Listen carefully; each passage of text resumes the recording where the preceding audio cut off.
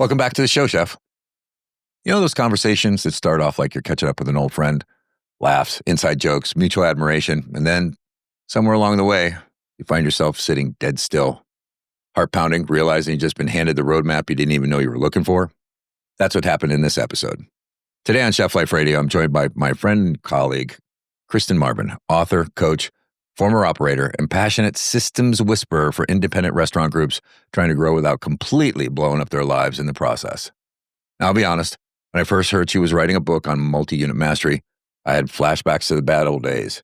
You know, the restaurant that wanted to be an empire without a clue about structure, people, or process. 3 locations in, everybody's drowning. 7 locations in, no one even knows who's steering the ship anymore. But what Christin's offering isn't some sanitized corporate formula. It's a real-world, boots on the line, sober as hell framework for growth, crafted from years of firsthand experience scaling restaurants, battling imposter syndrome, and doing the hard, personal work of becoming the kind of leader worth following. In this conversation, we talk about why burnout and broken systems aren't a rite of passage. They're a leadership failure. The 3 Ps that actually matter: people, process, and profit, in that order. How your business behavior mirrors your personal patterns. Yeah, but we go there. And why imposter syndrome isn't a flaw, it's a compass. We also get into the nitty-gritty of how to build trust, how to design your work around your life instead of the other way around, and why she's not just handing this book out, she's taking it on the road with a mission to help independent operators grow without losing their damn minds. If you're a chef, owner, or operator dreaming of more, but terrified that more just means more stress, this one's for you. Lean in, because it's time to say the hard thing right after this message. Welcome to Chef Life Radio, the podcast dedicated to helping chefs and culinary leaders take control of their kitchens, build resilient teams, and create a thriving career in hospitality. I'm Chef Adam Lamb, your host, leadership coach, and industry veteran. If you're tired of high turnover, burnout, and the daily grind, you're not alone. This podcast is here to give you the real strategies, insights, and tools you need to lead with confidence, build a culture of excellence, and craft a kitchen that works for you, not against you. Because the best kitchens don't just survive, they thrive. Hit that subscribe button and let's get started. If I sound a little tired today, I'm sorry. But we've been putting in a lot of hours over the last 3, 4, 5 weeks, putting something together very special. It's a membership community for chefs committed to redefining what leadership looks like in the kitchen and beyond. It's for those chefs who want to define success on their own terms. It's called the Chef Life Brigade. It's not quite open yet, but we're working really hard to get there. It's a living, breathing support system for culinary leaders. It isn't a networking group. It's a culture shift. Inside, you're going to find chefs just like you, learning how to lead with emotional intelligence, set boundaries without guilt, and build kitchens where people actually want to work. If you've ever said there's got to be a better way, you've found your people. We're not here to romanticize suffering or cling to the old brigade system. We're here to rewrite it together. Inside this community, you'll find the tools, coaching, and support you never got coming up. Resources rooted in real-world experience, emotional intelligence, and regenerative leadership. You'll be surrounded by other committed chefs who are asking the same questions as you are. How do I show up for my team without losing myself? How do I fix broken culture I didn't create? How do I lead without repeating the patterns that hurt me? The Brigade member community is your place to find clarity, stay accountable, and lead with more presence and less pressure. We're not here to just talk about change. We're building it one kitchen at a time. Come check it out. There's a wait list at the door, still a little ways away from opening up. But man, oh man, does it keep me up all day and all night working on it, because it is something that I'm really excited about, and I hope you will be too. If you want to learn more, go to thecheflifebrigade.com/backdock. You'll get a little explanation about what it's all about, maybe get you a little intrigued, wondering what the hell's going on inside. And we hope you join us. Sign up for the wait list. You'll be the first to know when it's open. thecheflifebrigade.com/thebackdock. And now, back to the show. Hi, Christin. It's so great to have you back on the show. For having me. I always have such a great time talking to you, because I am almost always going to come away with a different perspective.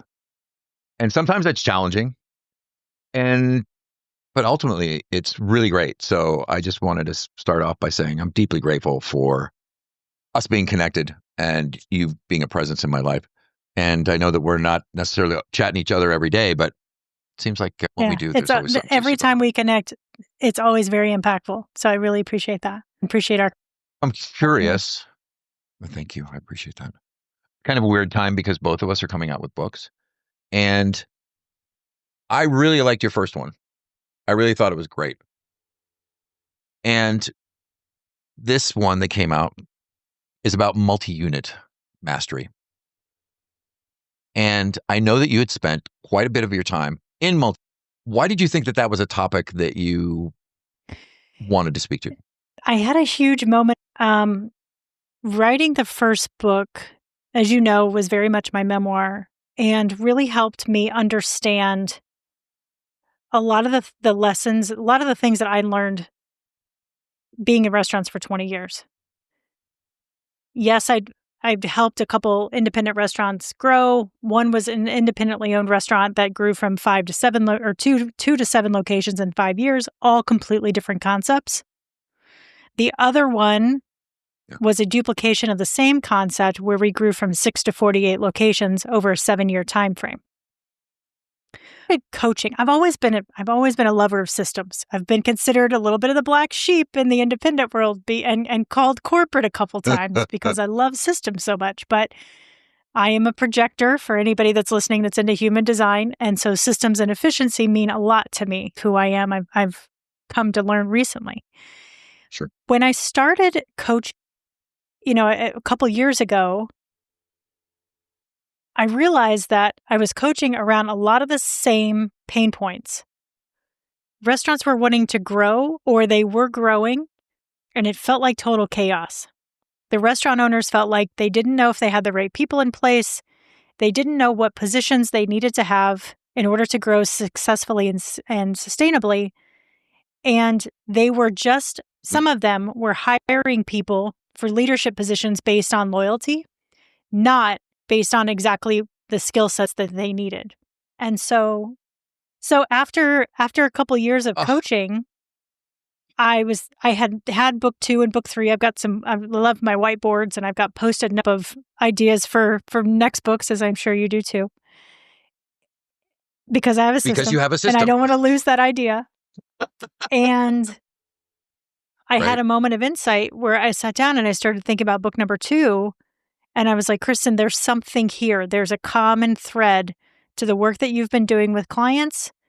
They need this tool and resource, and you've already been doing this. I just didn't realize it in my career. And so this was a really fun opportunity for me to get clarity on putting together a really beautiful framework specifically for independent restaurants that they could implement themselves, that I could help where they could implement the entire thing or just one part of it and grow successfully and sustainably and be in the role that they truly want to be in. It's interesting that you say that, because growing up in the industry, there was always a chef who aspired to have multiple restaurants, right? Especially down in South Florida. Me and my crew were coming up under the Mango Gang. That was Norman Van Aken and Alan Susser. And Alan Susser just had one restaurant. That's all he wanted to do. But Norman Van Aken wanted to open up restaurants everywhere. Mark Minatello. Who's that English guy that yells at everybody? What's his name? I didn't know many of those operators that were successful because they were treating it. They're great at one restaurant, and then they get to 3 and everything falls apart. And I got in a conversation with a friend of mine in Boston where he was a fine dining chef who decided he was going to go barbecue and ended up winning several Jack Daniel's Masters barbecue championships. And he told me that as he grew his organization, right at restaurant 3, everything fell apart. Right when it got to 7, everything fell apart because the same mindset can't do the same thing. First off, I'm sure you've experienced this, have you not? It's about not sitting down and being intentional and strategic about what the organizational design of your restaurant group actually needs to look like. That's one component of it. The other component is committing to yourself that you're going to let those people, once you put them in positions, let them lead and let go of all those things that you've been controlling. I work with a restaurant owner right now who has 4 locations, who is on the phone constantly or has to reschedule coaching sessions with me because one of his GMs is on vacation. That shouldn't be his responsibility to deal with, right? So we're working on those things. But there has got to be, in order for restaurant groups to be successful and profitable, there's got to be layers of key people, systems in place, visibility and accountability, and that cannot be done by just one. It's just right. I also work with a group out in California, and they are just on the verge of going from 1 location to 4. Well, it's 3 in a food truck, but the food truck's $750,000. But from afar, I've seen how they're scrambling a little bit. They're hiring people. They're trying to bring in the right mix of people. And yet it always kind of comes down to that same thing. Like, is there leadership in this position? Or is there leadership in this position? Do they have that covered? Can we layer on top of it? And I think for most of us who have been grinding, we'd find that to be antithetical. Oh, no, man, I'll just pedal faster.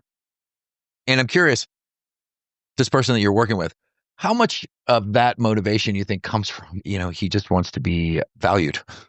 He's so used to deriving value from that type of it's actually fear-based performance. And a lack of trust. Hyper-vigilant mindset. I wouldn't know anything about that. Something bad is going to happen, so I have to be present in it all the time.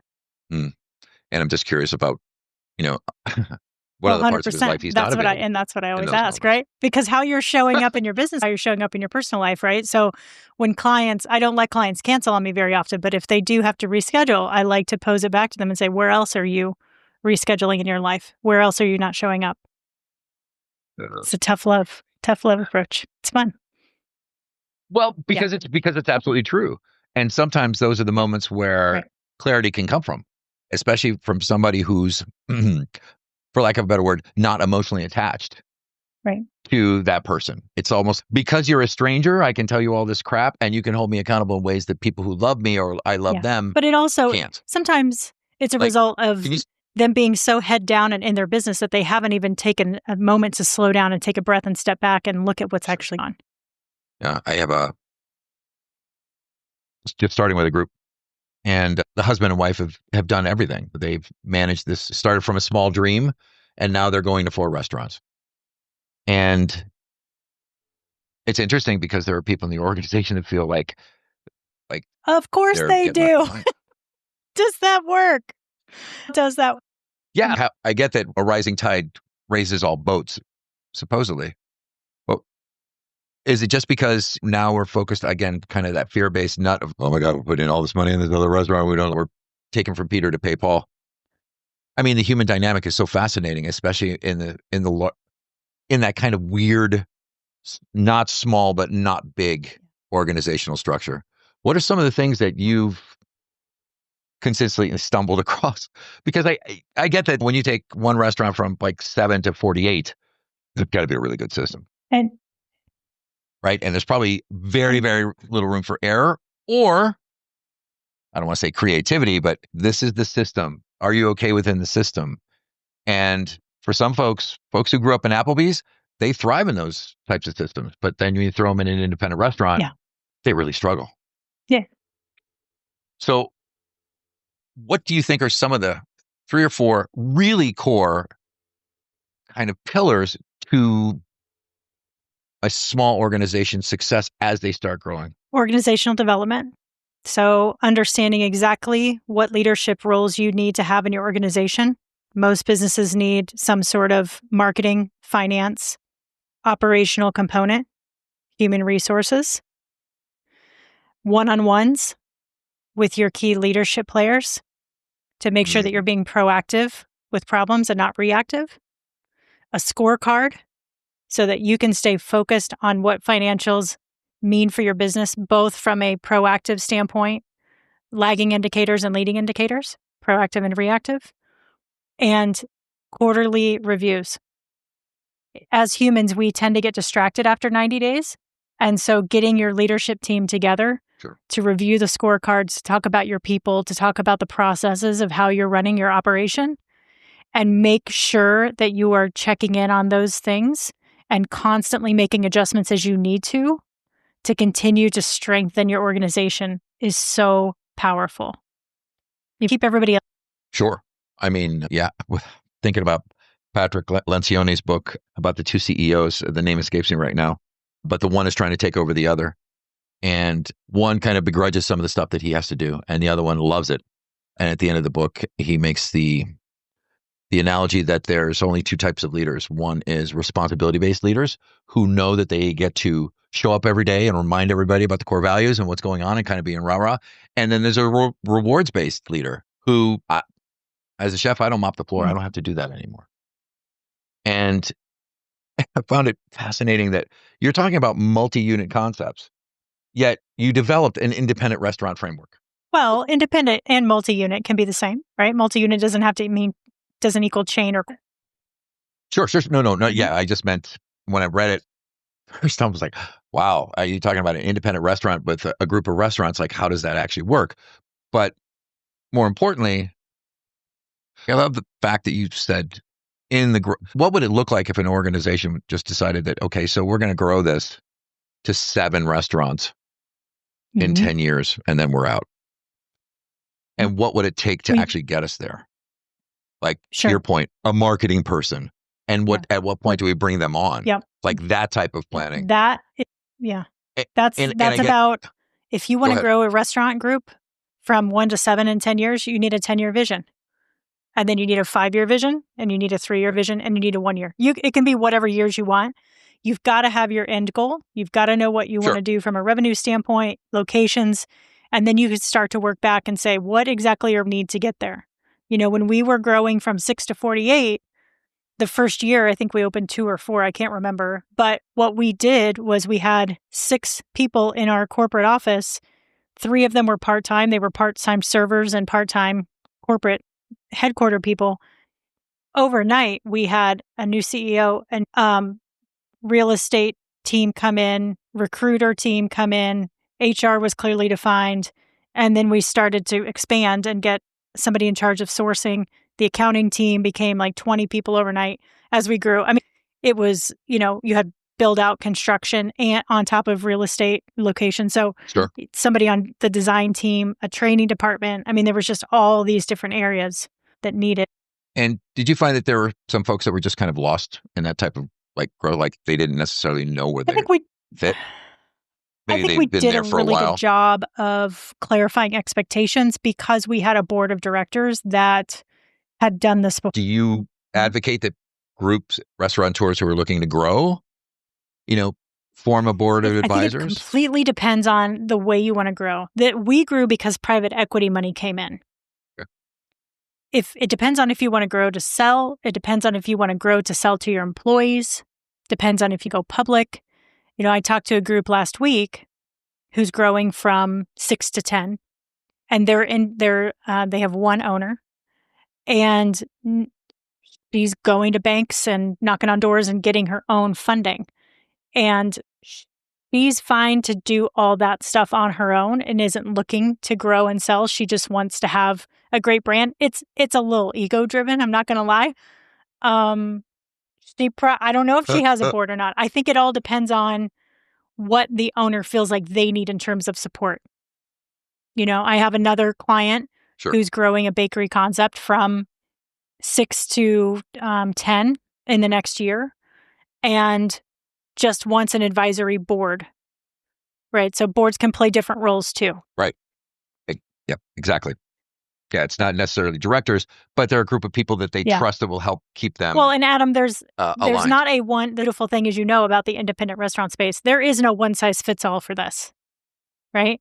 This framework is built to be able to customize completely. Here's the skeleton of what you need to have. Now go make it your own based on your culture and your core. And talk to me about the 3 Ps.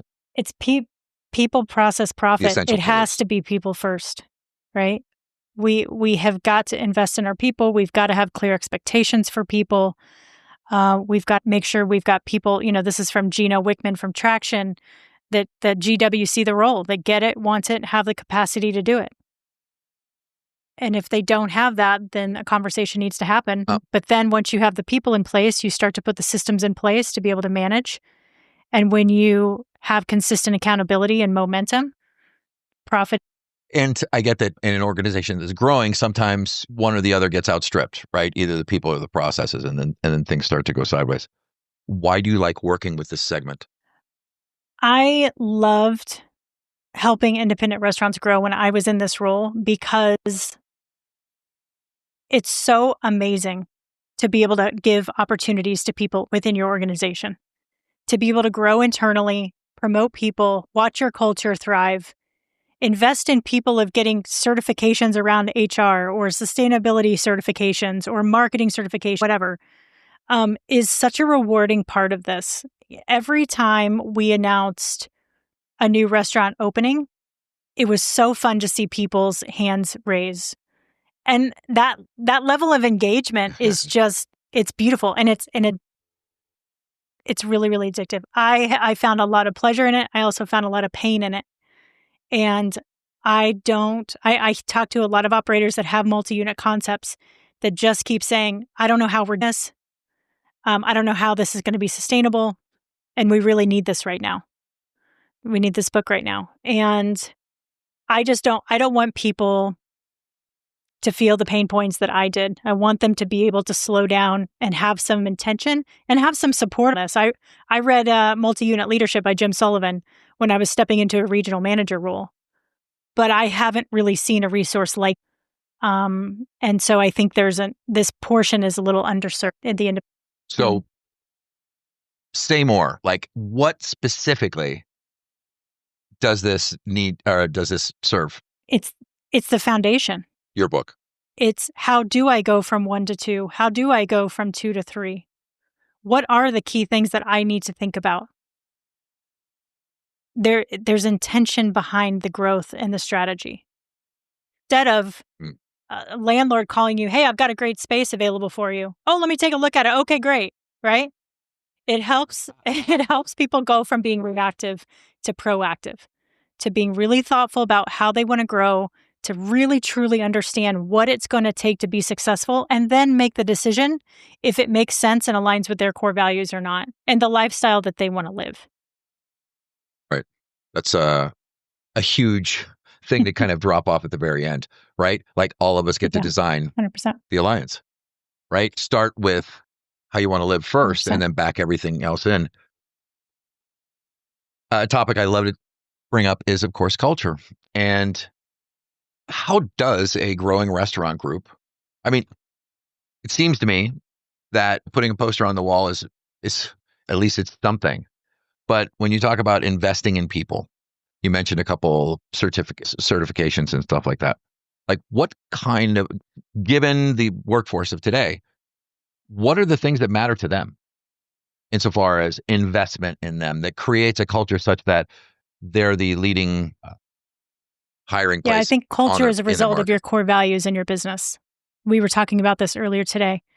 When you are putting together a leadership team and building a business, you can't do that without understanding what your core values are and what your mission is to the business and your vision. When you have your core values determined, you can use those and should use those in your hiring practices, in your performance reviews, and in your hiring and firing, or your firing, excuse me. It's important to bleed those all the way through the organization so that they're consistent and that they're always top of mind for your people. I think when restaurant owners are starting out and they don't necessarily have the systems in place, everything is very personal when it comes to personnel employee issues, right? But when we can stop and bring it to the core values and say, okay, what are the core values for your organization? Oh, honesty is a big core value. Okay, great. Let's talk about how your employees are showing up. What does honesty mean in your organization? Go set that expectation for employees so that when someone missteps, you can say, this does not align with our core values of our organization, rather than, I'm the asshole that's going to fire you right now. You're holding people to a whole standard, to a different standard. I love that framework. Yeah. Love that framework. I love it. Making that switch for me Mhm. was a revelation. Like, oh shit.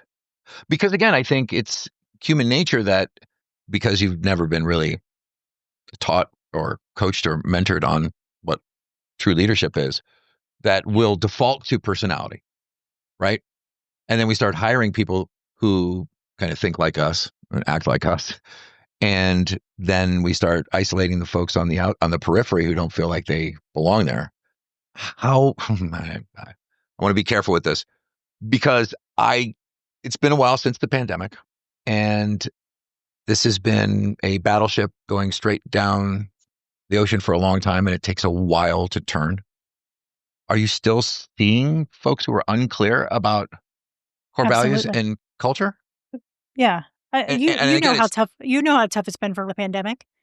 It's been way tougher than was going. Oh, okay, let's take a break. So no, no, there hasn't been a lot of time. I don't think a lot of thought people that have been proactive in taking a step back and going, maybe now is a time where we need to really rethink our core values, because core values aren't something that you just create in the beginning of your organization. You set them and then you forget about them. You should be revisiting them every single year to make sure that they still make sense with your business as it grows, because there may need to be things that shift to continue. certainly, an ongoing evolution of the company and the culture and Absolutely. the organization and the standards. You spend some time on internal communication. And what does good internal communication look like within an I worked. organization? Yeah. Because I think Yeah, we well, all know what it 100%, doesn't look 100%. like. And communication is so tough. It's one of the hardest leadership characteristics and leadership skills to develop, because it's so complex, right? There's verbal communication, there's nonverbal communication, there's just you can, you know, you can deliver the same message to 7 people and they're going to hear it 7 different ways because of their own experiences and perspectives. And sometimes you have to say the same message. I will say that Certainly. one of the great things that came out of the pandemic for me was the importance of internal communication. And I had always had manager blogs at the end of the shift that would, you'd write it. If I was closing the shift, I would write a blog about what happened. The owners would read that. So if they were off, they understood, or multi-unit, they knew what was going on, even though they weren't in the room. That also set my managers up for success for the next shift. In case there was something that I needed them to get done, there was a reservation note for the next day, or private party, or whatever the case was. So at the leadership level, that's a really simple, basic way that you can enhance communication. But from the hourly perspective, during the pandemic, we were using Schedulefly, and they had an internal communication platform where employees could, you know, shift swaps or Sure. important messages that needed to happen right away. So if we had to close, if there was a new pandemic update, as hours of operation change, whatever it was such a powerful way to get that message out to people immediately, because it was via text message. Not a lot of people, I mean, hourly employees don't read emails, but text messages are read 100% of the time. So it's about designing Yep. systems, internal communication systems that work best for your, and then you can hold people accountable to, well, we're setting up this platform for you. If you're choosing not to engage, right, not engage in the system, then that's on you. But I think that those platforms are just so necessary, and they're so available in today's tech world. I mean, I've seen some incredible leaps and bounds of just short form video training apps that can be followed along by management, and it's just right handy on their hand. So, in a couple sentences or a paragraph, you meet a new restaurant, some principals from a restaurant group who want to grow, and you want to lay out the blueprint to them in a simple or complex way as possible. I mean, without really knowing what's going on in their company, it would be hard to, Yeah. like you said, because it's Yeah. so customized, right?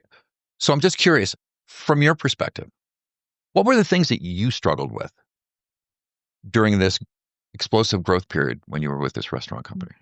Losing my voice was the biggest one. I was talking to somebody about this morning. Imposter syndrome really really showed up.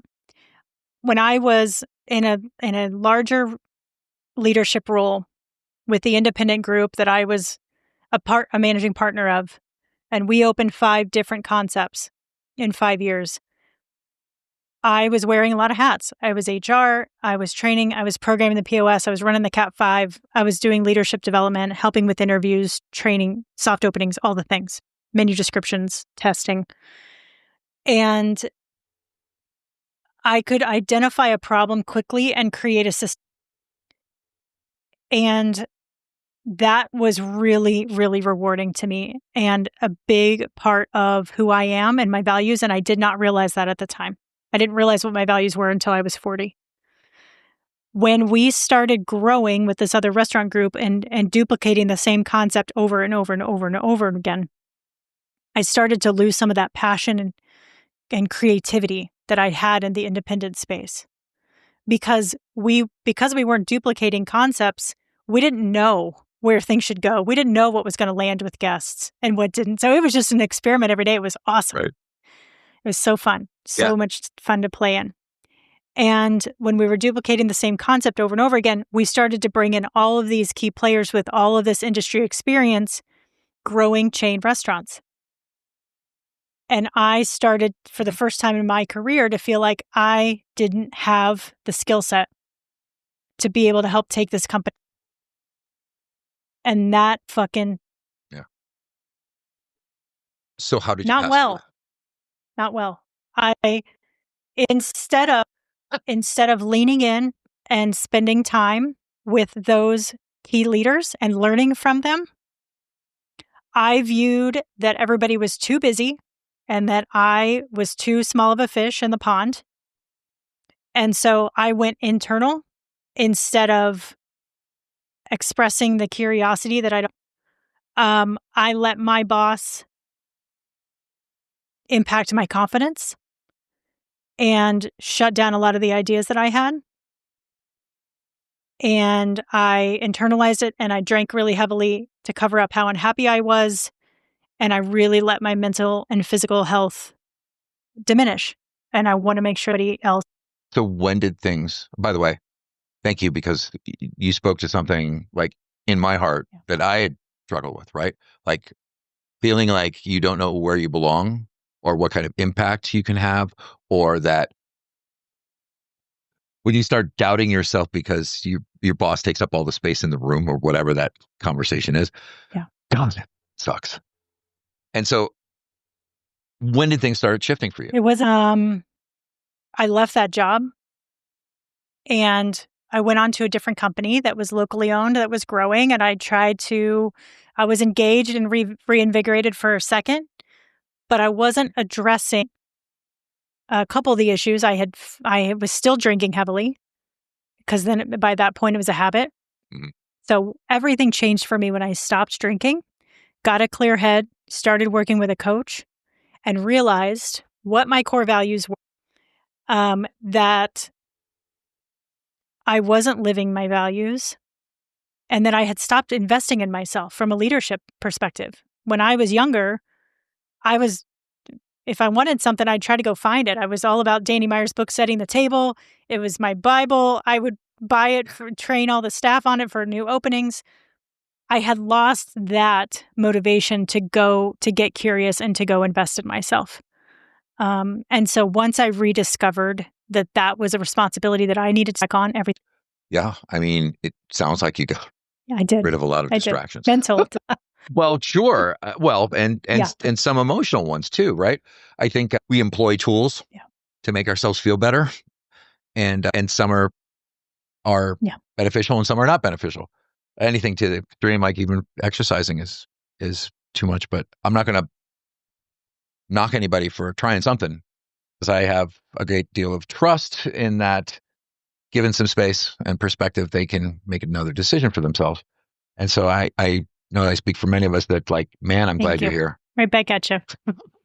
And I'm glad I'm here too. And are you starting, like, do you recognize yourself in others, in, like, you walk into a room to do a workshop and all of a sudden you look over there in the corner and go, I mean, the things you're probably like this too, but a lot of the things that we coach are the things that we're still trying to teach ourselves.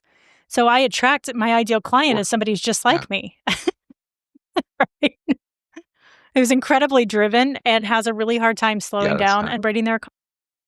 But you've made that a Yes, core element of absolutely. your life now. Yeah, I had to put the systems in Haven't place. I you? had to design my lifestyle, put the systems in place, set the boundaries, and then hold myself accountable to it and recognize the feeling emotionally and physically when I am not in alignment. That's my Mm. trigger. That's how my And what does it mind feel like for you? will not stop. My anxiety will start to tick up. I start to kind of get, and that's when I immediately just freeze where I'm at and take a few deep breaths and just recognize, hey, this is going on right now. So finish your day or take a break or whatever you need to do and get outside and get some time in nature ASAP and get off the tech. Stalls. Protect yourself. Like I knew it was a big thing when I heard it, when you said that to me in a call, design the alliance. And I'm like, what? Wait, what? Because only because I'd struggled with productivity and I'm trying all these different calendar blocks and all that stuff, all the while trying to think of how do I design this, right? I used to write crazy because the first thing I did after exercise, meditation, and 600 words. Like it wasn't 600 words, it could have been 1,000 words, but whatever. That is that block, right? And there's part of me that misses that kind of rigor because I know, again, I have to be very clear in my communication with everybody. Nope, this is it. Please don't come in my office when the door is locked. I'll come out. We need to sit in the morning or sit in the evening so we can communicate. All those little weird things that people are like, oh, I don't want to communicate like that. But it makes so much. I enjoy knowing what to expect. Not because I'm an anxious person, because then I can rearrange my day. So is there one or two things that you most hope that aspirational restaurateurs will take away from your book other than hiring you? This is a resource. The majority of the goal with this book is this is a very needed resource. If you implement one thing in this book, your organization. We were just talking about 1%, right? On our previous conversation. It's just about getting 1% better every day. And any of these tools could be powerful enough to help your organization. Now, imagine what your organization could look like if you implemented all of them over a 9 or 12-month period. But to your point, again, it's not like we're not doing this as a shotgun blast. We're going to do it strategically. We're going to roll out these initiatives over time because, I've rolled out some initiatives that I thought were the greatest thing since sliced bread, and they still fall flat on their face. But at least, the underlying message is that we're trying, like we're working on this, like we're not sitting back on our heels waiting for it to come to us. And when you're trying to create a culture of accountability, that goes a long way. So I commend you for this. And I got to ask, what's the next book? I know, but I know you have it up there on the whiteboard. No, I don't want to talk about it yet. You know what I'm saying? Good, because that gives you another reason to come on the show. And I know that this is all of us right now seem to be in a bit of a transition in our lives, careers, family, all that kind of stuff. I'm not going to ask you what your core values are, okay? Although I should, because maybe it'll ring true for some folks. But where is your focus leading you, say, the next 12 months? I want to take what's your this. intention? What are you intending to cause disruption in the multi-unit space for independent restaurants. And what I mean by that is taking this framework on the road, traveling the world, working with restaurant owners, hosting speaking engagements around this, workshops around this, getting the word out to as many people as possible. At scale, on purpose. Yeah. On time. Perfect. And Christin, just to remind everybody how they can get in touch with you. Grab a free copy of the book at arfbook.com. So that's Independent Restaurant Framework book.com. You can grab your free copy. And there's a little bonus in there too. And if you'd like to connect with me on LinkedIn, I'd love to have a conversation about anything that's happening in the business or just say hi. And that's Christin-Marvin. And my name is spelled CHRI. Okay. Make that mistake. It's the damn autofill. What I'd like to say is thank you very much for being here. I know you're doing really important work that more people take you up on your offer. Because I didn't get a bonus. I didn't get anything. Okay. Coming to your house. Give right me away. a month. Thank you. Thank you very much for joining us. Yeah. Okay. Yeah. Once you get settled, and then after that, you're probably going somewhere. Who knows where? Off to help the world, make it a better place. But there goes Christin. Thank you, friend. Thanks very much. That's a wrap for today's episode of Chef Life Radio. If this resonated with you, do me a favor, subscribe, share, and leave a review. Your feedback helps us reach more culinary leaders like you who are ready to take their kitchens to the next level. Want more?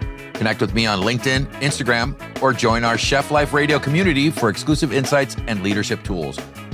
Remember, leadership isn't about perfection, it's about progress. So take what you've learned today and apply it in your kitchen, your team, and your life. Chef Life Radio is more than just a podcast, it's a movement. The focus is no longer just on career survival, but on transforming leadership, creating sustainability, and ensuring chefs can build kitchens that thrive.